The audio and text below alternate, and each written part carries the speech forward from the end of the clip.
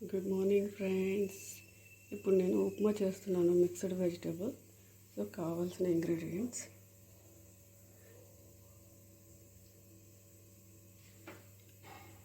నా వాయిస్ బాగలేదు, అందుకే చెప్పలేకుండా ఉన్నాను.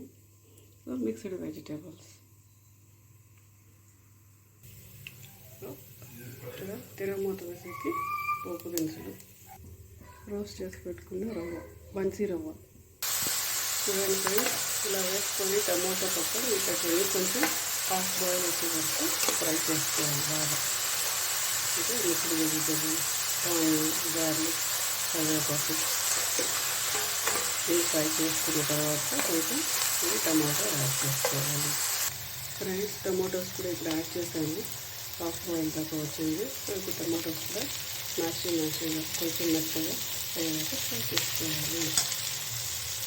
ఇప్పుడు టమాటోస్ కూడా ఇప్పుడు మెషిన్ అయిపోయింది కదా. ఇప్పుడు సాల్ట్ 1 స్పూన్ సాల్ట్, తర్వాత టేస్ట్ చూసేసుకోండి, ఒకేసారి వేసుకోవచ్చు. ఫ్రెండ్స్, ఇది 1 కప్ రవ్వ, సో ఈ కప్తో తీసుకున్నాను. సో దీంతో 3.5 కప్ వాటర్ యాడ్ చేసుకోవాలి. ఇప్పుడు వెజిటేబుల్స్ 3.5 కప్, ఎందుకంటే వెజిటేబుల్స్ ఉడకాలి కదా. హాఫ్ కప్ వెజిటేబుల్స్ బాయిల్ అవ్వడానికి సరిపోతుంది. కరెక్ట్గా 3 కప్ సరిపోతుంది. 3.5 కప్ వాటర్ యాడ్ చేసుకోవాలి. ఇప్పుడు కొత్తిమీర యాడ్ చేసుకున్నాను. ఉడికేటప్పుడు మాత్రమే కొత్తిమీర యాడ్ చేసుకోవాలి, అప్పుడే టేస్టీగా ఉంటుంది, ఫ్రైలో వేయకూడదు.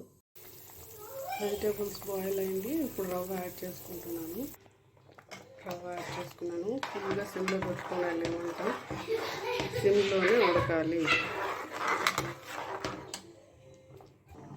ఇలా మూత పెట్టేసుకొని సిమ్లోనే ఉడికించాలి. Friends, upma ready.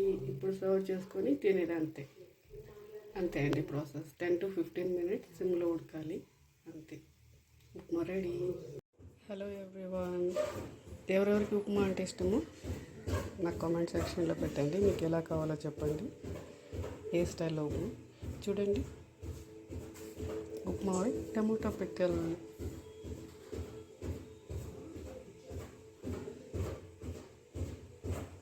Thank you.